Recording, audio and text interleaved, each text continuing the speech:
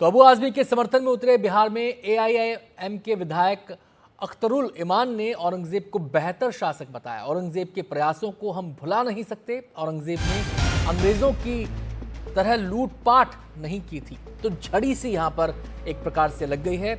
औरंगजेब को लेकर ये जो बयानों की सियासत हो रही है, उसी क्रम में अब अख्तरुल इमान का नाम भी जुड़ गया है, जो कि एआईएम के विधायक हैं। अफगानिस्तान से लेकर बर्मा तक टुकड़े टुकड़े हुए बटे हुए भारत को अगर किसी ने अखंड भारत बनाया, महान भारत बनाया, तो उसका नाम औरंगजेब है। औरंगजेब ने मंदिर में भी मस्जिद में भी एक ही नजर से देखा। जमीन इसको भी हंगामा क्यों है बरपा, उनके नफरत के सौदागरों से पूछिए। सूरज निकलता है, सूरज जब निकलता है अगर चमगादड़ अंधा हो जाए तो हमें क्यों कहते हैं? ये लोग प्रेम के दुश्मन हैं, ये लोग शांति नहीं चाहते हैं, ये लोग धार्मिक उन्माद फैलाने वाले लोग हैं और इन्होंने संविधान के विपरीत काम किया है। इसलिए सुप्रीम कोर्ट को ऐसी सरकारों के खिलाफ सो मोटो नोटिस लेनी चाहिए। लेकिन औरंगजेब पर बिहार के मंत्री नीरज कुमार बबलू ने कहा कि औरंगजेब ने इस देश को लूटा। नीरज कुमार ने औरंगजेब को अत्याचारी बताया, औरंगजेब का समर्थन करने वाले को देशद्रोही। देखिए, जो बोले हैं इस तरह का, ये काफ़ी दुखद और गलत बात है। औरंगजेब ने इस देश को लूटने का काम किया। एक आताताई के रूप में औरंगजेब का नाम लिया जाता था, तो बोलने वाले पे कार्रवाई हुई। बिहार में चर्चाएं हो रही उनके पक्ष की, तो ये काफ़ी दुखद और चिंताजनक है। जो लोग उनके पक्ष में बात करते हैं उनको इतिहास पढ़ना चाहिए, इतिहास से सीखना चाहिए।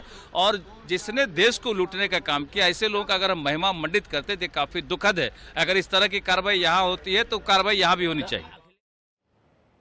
औरंगजेब विवाद के बाद जहां सबके निशाने पर अबू आजमी आ गए हैं, तो वहीं संभाजी नगर में औरंगजेब की कब्र के बाहर सुरक्षा बढ़ा दी गई है। देखिए संभाजी नगर से मोहसिन शेख की ये रिपोर्ट।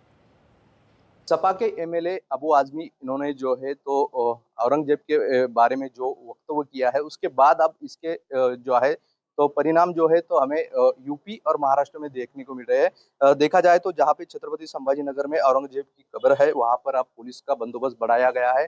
वजह यह है कि जिस तरह अबू आजमी इन्होंने कहा है कि औरंगजेब एक अच्छा जो प्रशासक था, राजा था, उसके बाद जो है तो अबू आजमी इनकी जो एमएलए की जो ये है वो बर्खास्त की गई है।